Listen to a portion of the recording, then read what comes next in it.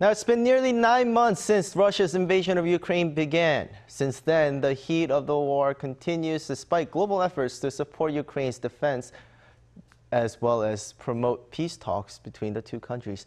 For more updates and what we can expect from the war, we have Christopher Hartwell, Professor of International Business Policy at ZHAW School of Management and Law, joining us from Chicago. Good evening, Professor. Good morning. So first, how will U.S. midterm elections affect the war in Ukraine? Well, Ukraine really wasn't a major factor, I think, in the midterm elections. You had some people from kind of the far left, the House Progressive Caucus, all Democrats, very, very far left, who were kind of caught out with this letter on how Ukraine should be negotiating with Putin. On the other hand, on the far right, you have people like Marjorie Taylor Greene, who is saying that there will not be one more cent for Ukraine if Republicans take back the House.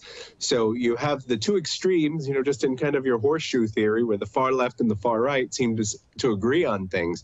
But when it came to the middle, there really wasn't a lot of talk of kind of Ukraine and what was being done. Midterms were focused almost exclusively on domestic issues, on inflation, on COVID-19, on Biden, on abortion, on all of these other things. So Ukraine really didn't factor into it. So I don't think there's really going to be much change now, even if the House flips to the Republicans and possibly the Senate as well.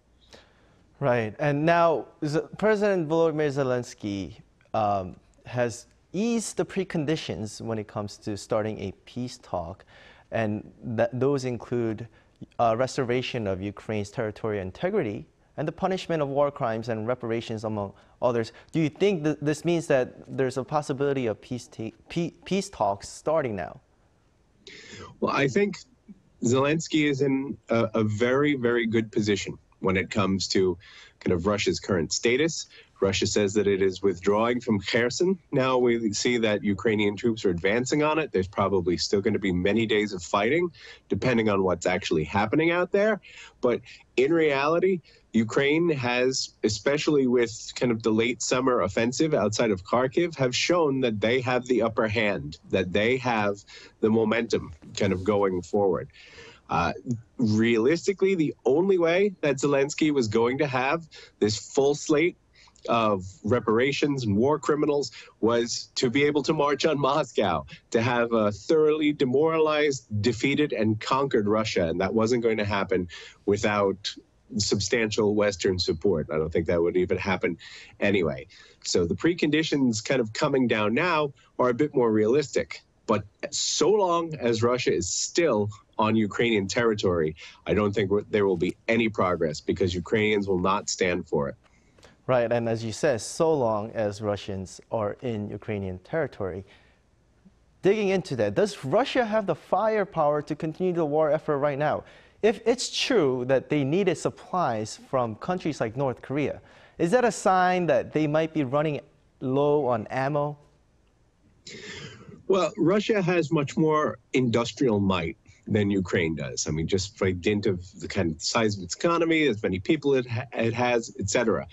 But what the war has shown, and I think NATO has learned this lesson, is that production matters. Being able to mobilize the production lines and the kind of cronyist, oligarchic run economy that Putin has instituted over the past 2 decades is very, very bad at kind of mobilizing these production lines. So they've had to look elsewhere.